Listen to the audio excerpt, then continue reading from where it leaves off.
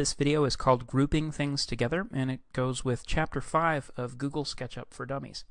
Okay, what I want to talk about is groups in this video. Now, groups are basically groups of geometry, that is, faces and edges that can be selected and moved and affected and all that stuff by clicking once, basically, instead of a whole bunch of times.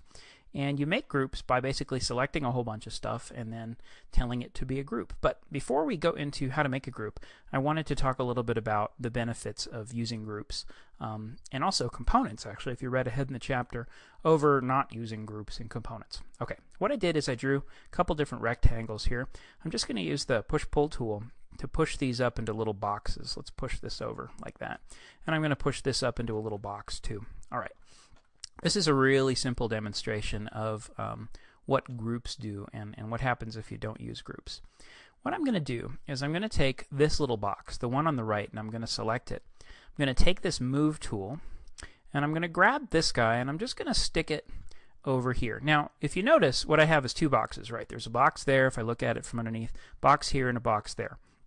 If I want to stick the second box to the first box, I'm just going to pick it up from there and put it right there. Okay, right? So pretty simple. What I've got is two boxes there. And if both are deselected, I still have two boxes, right? And if I want to just select one of them, again, just the same one that I had before, let's deselect that edge. Oops. Oh, I'm hitting the wrong key.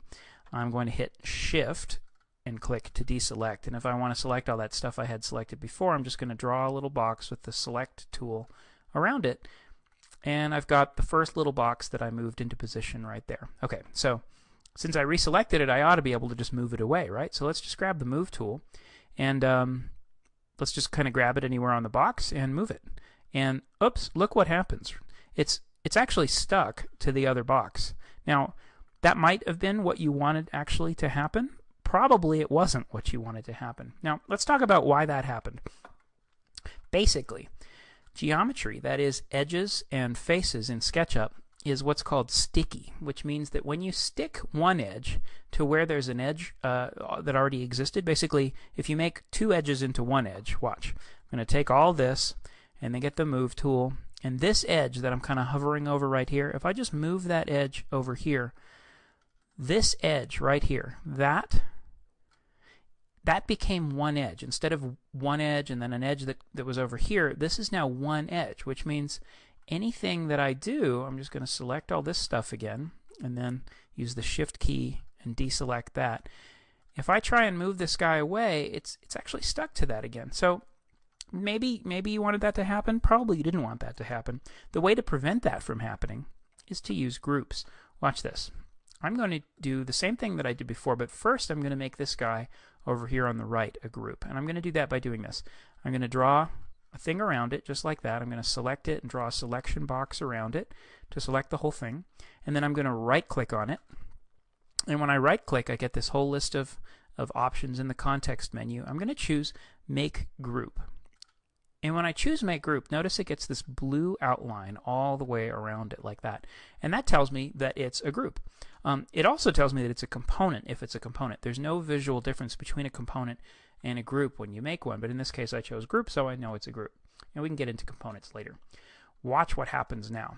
If I take my Move tool and grab this guy right where I grabbed it before and move it over here, just like that, and then deselect everything, you'll notice that it kind of looks the way that it did before, right?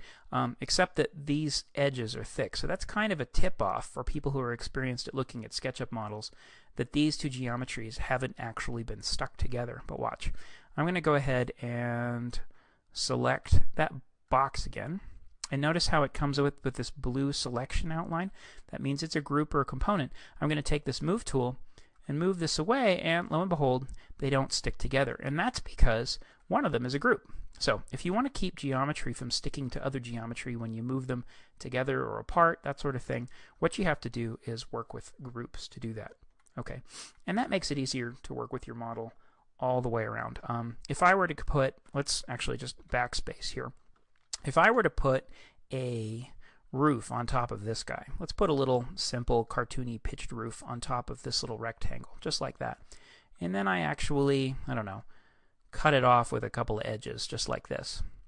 Now, I do have a bunch of faces right there, right? So I've got 1, 2, 3, 4 faces that define that roof. Let's take the select tool and select that roof, just like this, and then use the move tool and see if I can take that roof off. Oh, I can't take the roof off, right? Because it's actually stuck there. But watch what happens if I do this. I'm going to get the select tool again. I'm going to right click on that selected stuff and say make group.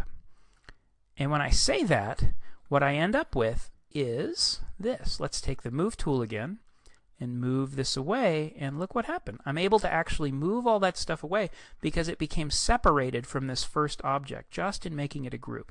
And the same thing happens if you make it a component. Again, we'll talk about components in later videos and later on in the book. But that's sort of the basic operating principle there for why groups make it really, really useful.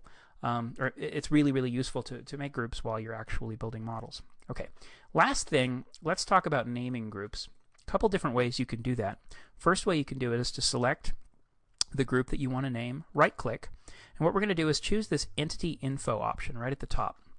And what that does is it opens the Entity Info dialog box, and what I've got here is a little thing that says, this is a group. You have one group in your model. This says it's painted with the default materials.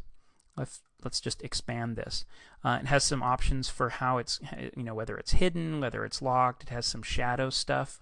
I'm just going to minimize that again so that I'm not looking at all those options. It tells me what layer this group is on. We'll talk about layers later on in the book, actually, later on in this chapter. I apologize. Okay, and more importantly, right here I can name this. So let's name it. I'm going to name that group roof. And now this group is actually called the roof. And if I go ahead and choose that thing, it's going to say you've got the roof right now. And where that comes into play is in the outliner. I'm going to go up to the window menu and choose outliner. And that opens up the outliner dialog box. And what this shows me is that I have a file called Untitled. You'll notice that it's a new file in SketchUp, so it's called Untitled. And inside my file, I have a group called roof.